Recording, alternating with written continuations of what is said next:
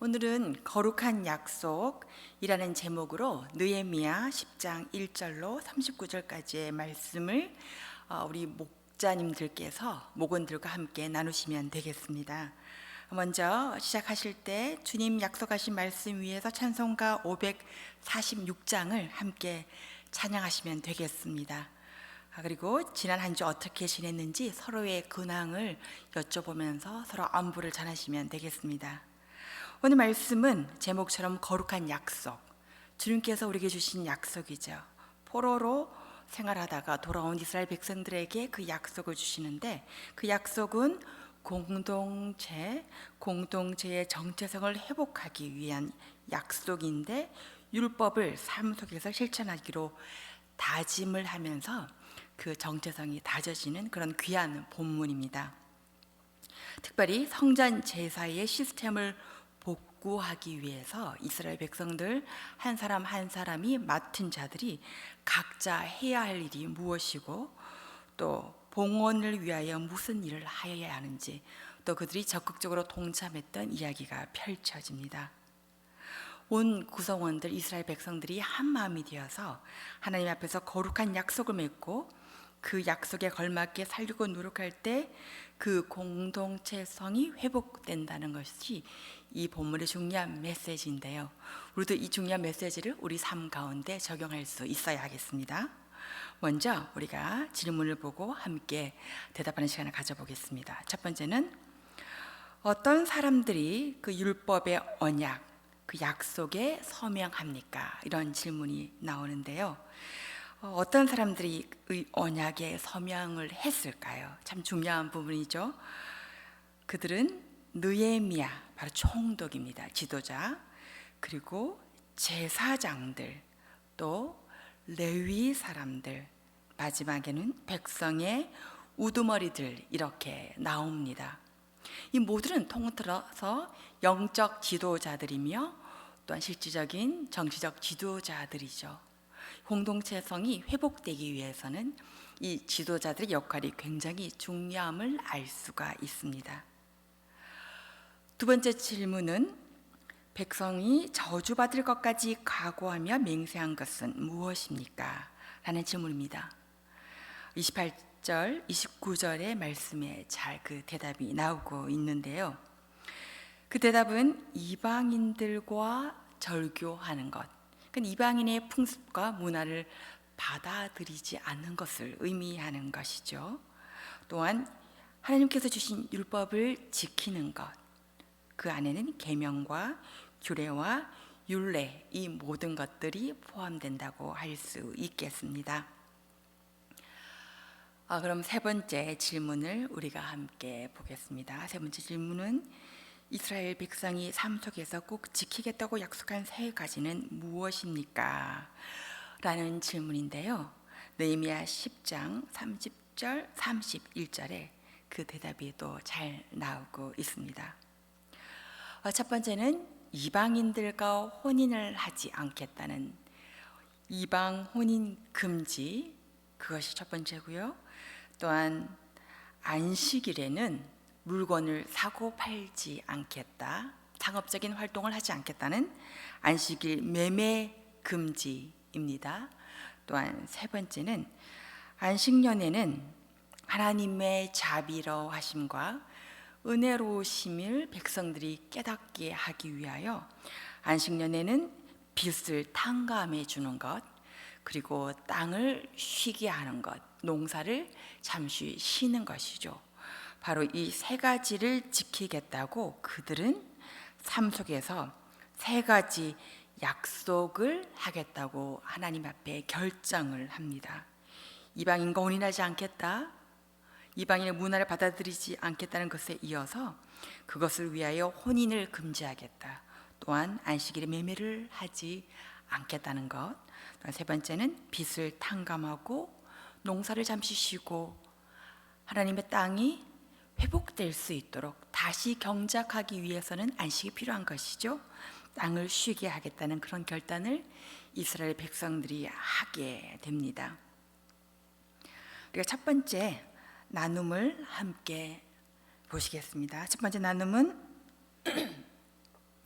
바벨론 포로 생활을 마치고 돌아온 백성이 하나님과 언약을 맺음으로써 언약 공동체의 정체성을 회복합니다. 공동체 구성원이 한 마음이 되어 하나님의 말씀에 순종하려 할 때 그 공동체의 미래가 있습니다. 우리 공동체가 언약 공동체의 정체성을 확립하고 유지하고 발현하는 방법을 이야기해 봅시다. 이 질문이 나름 등장합니다. 이것은 우리 목원들과 함께 나눌 때 질문하시고 대답하시고 함께 이 말씀을 나누고 삶도 함께 나누게 되는 나눔인데요. 첫 번째는 이스라엘 백성들이 무엇을 하였습니까? 그들은 먼저 지도자들이 각성하였습니다. 또한 두 번째는 하나님의 말씀을 지키겠다. 구체적으로 하나님의 규례를 지키겠다고 그들이 결정을 하였습니다. 그런데 이 말씀은 예수님께서 신약 성경에 말씀하신 본문과 굉장히 상동하는데요. 예수님께서는 이런 말씀을 하셨죠. 마태복음 5장 20절에 너희 의가 서기관과 바리새인보다 더 낫지 못하면 결단코 천국에 들어가지 못한다고 말씀하셨습니다. 마음 중심을 보시는 주님께서 또 우리의 행위보다 우리가 주님께 드리고자 하는 정성을 중요시 보시는 주님께서, 예수님께서 어떻게 이런 말씀을 하실 수 있었을까요? 그것은 우리의 마음 중심은 어떡하든지 간에 우리의 삶의 행위로, 우리의 삶의 태도로 드러난다는 것을 예수님께서는 아셨기 때문에 예수님께서는 너희 의가 서기관과 바리새인보다 더 낫지 못하면 천국에 들어가지 못한다, 이런 말씀을 하셨던 것입니다. 우리가 마음으로 가득한 것이 우리의 삶 가운데 드러나는 것이죠. 행위로 드러나는 것이죠.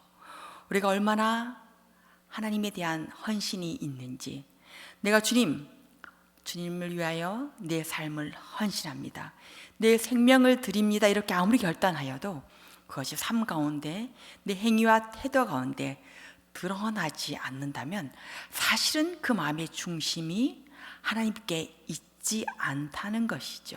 주님께서는 그것을 아셨습니다. 또한 예수님께서는 마태복음 6장 21절에 내 보물이 있는 곳에 내 마음이 있다, 이렇게 말씀하셨습니다.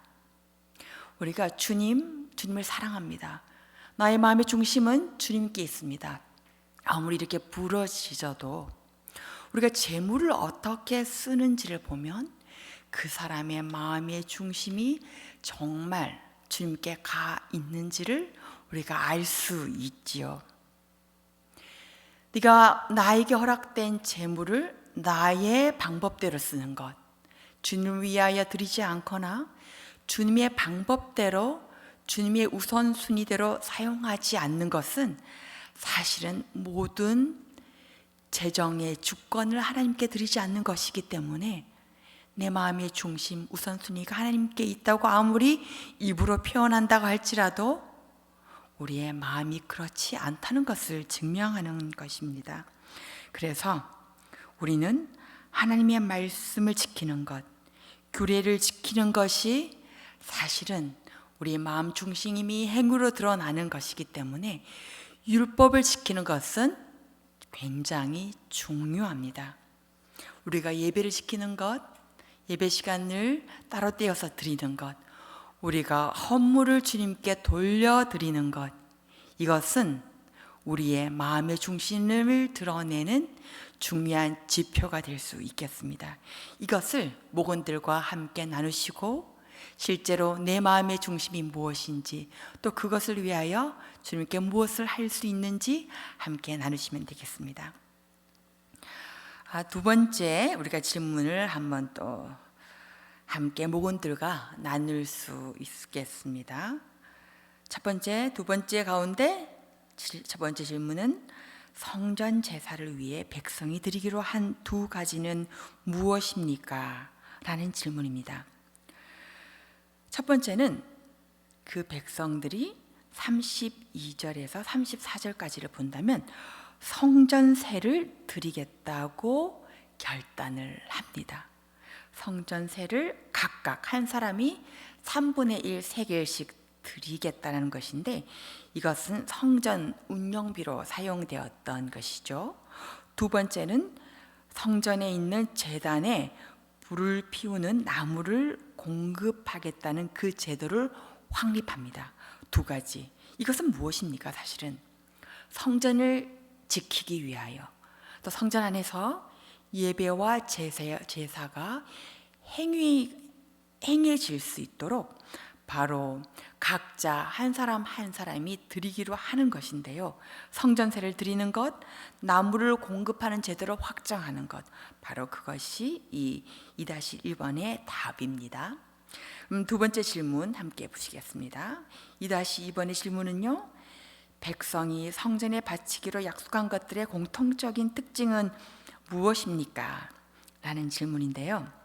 35절에서 37절까지 그 대답이 잘 나오고 있습니다. 그들은 이렇게 약속합니다. 첫 열매를 주님께 드리겠다. 또 열매뿐만 아니라 첫 가축을 드리겠다. 더 나아가서 가정의 첫 자녀, 장자를 드리겠다. 그들은 그렇게 약속을 합니다.